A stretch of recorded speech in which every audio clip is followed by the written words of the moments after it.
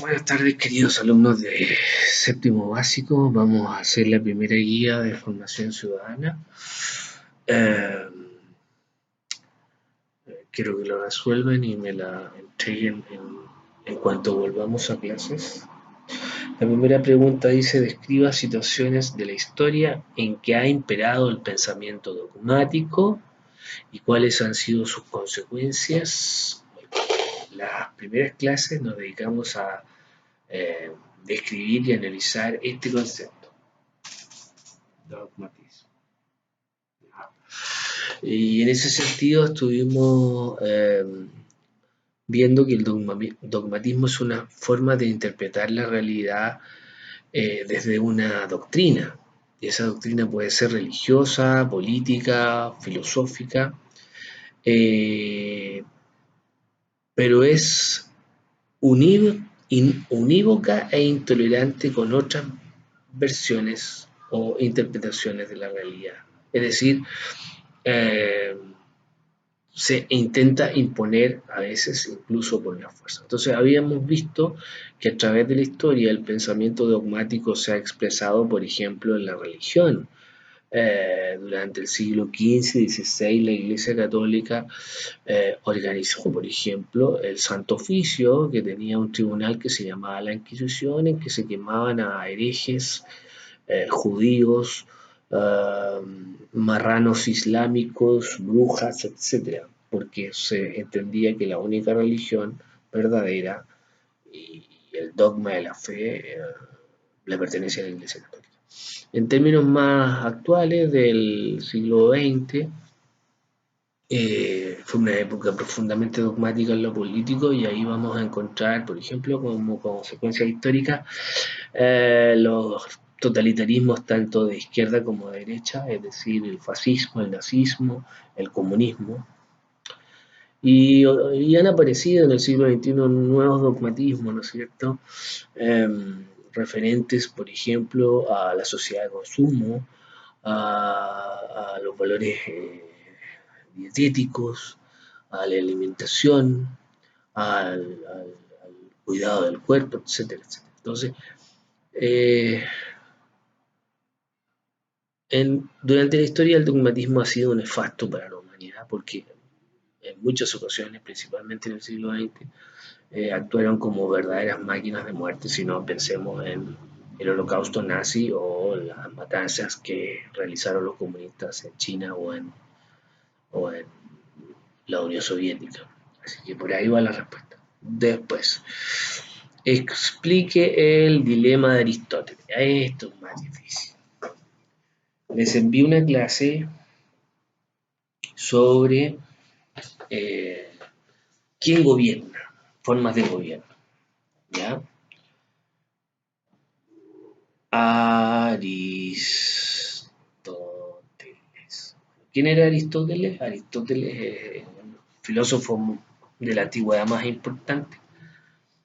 Los griegos tuvieron tres filósofos principales, que eran Sócrates, Platón y Aristóteles. Aristóteles es discípulo de Platón y escribió un libro muy importante que se llama La Política, donde analiza 50 constituciones políticas griegas y se pregunta cuál es el mejor gobierno. Eso es lo que se pregunta Aristóteles. ¿Ya?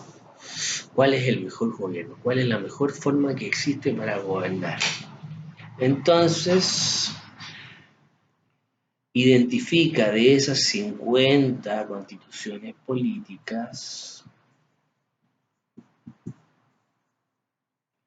tres formas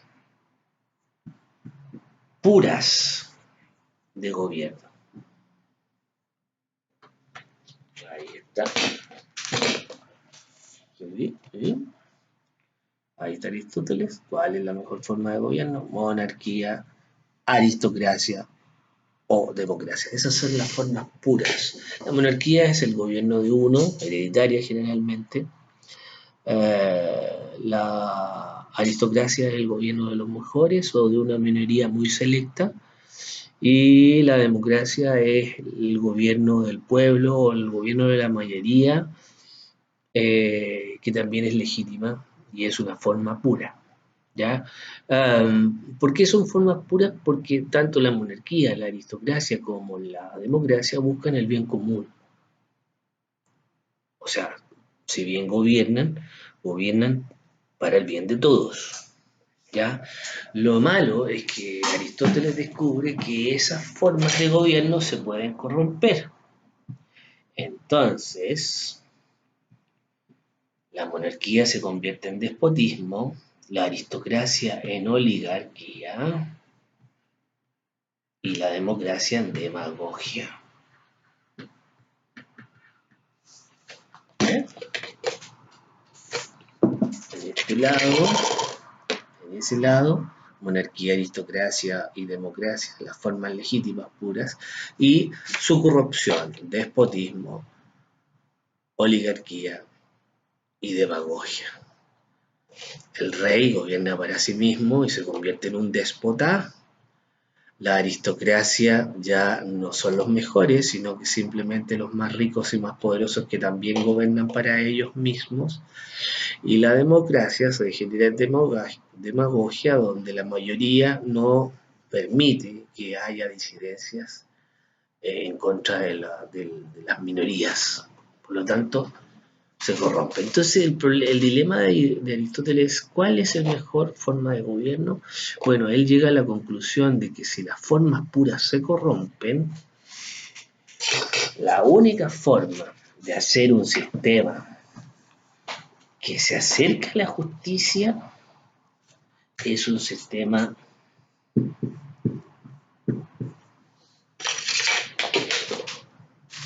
mixto. Es decir, mixto. Es decir, en que exista una autoridad de una sola persona que sea eh, eh, aconsejado por, por una minoría y en la cual haya una mayoría que también participa. Es decir, un sistema mixto, donde haya, sí, un gobernante, un consejo de ancianos, si ustedes quieren, lo que nosotros conocimos como Senado, y ciudadanos comprometidos con el bien común. ¿Ya? Esa es la respuesta de la segunda pregunta. Tercera pregunta, defina las posibles dimensiones de la monarquía a través del tiempo. Cuando hablamos de monarquía, hablamos de rey. ¿Ya? Cuando hablamos de monarquía, hablamos de un rey. Es la forma más antigua de gobierno y es la que se ha dado en la mayoría de las civilizaciones. Es casi biológica el hecho de que haya un jefe, ¿no es cierto? Hereditario, dispuesto por la divina providencia o por sus talentos guerreros, da lo mismo. Cuando dice defina las posibles dimensiones de la monarquía a través del tiempo, hay que tener en cuenta que las monarquías en sus periodos más primitivos eran unas monarquías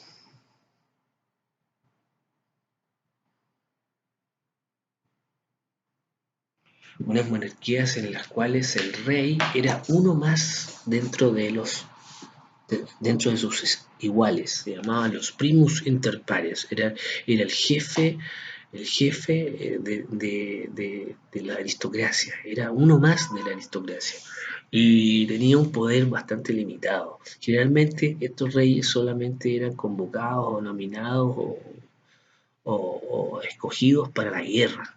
Estamos hablando de, de sociedades muy primitivas.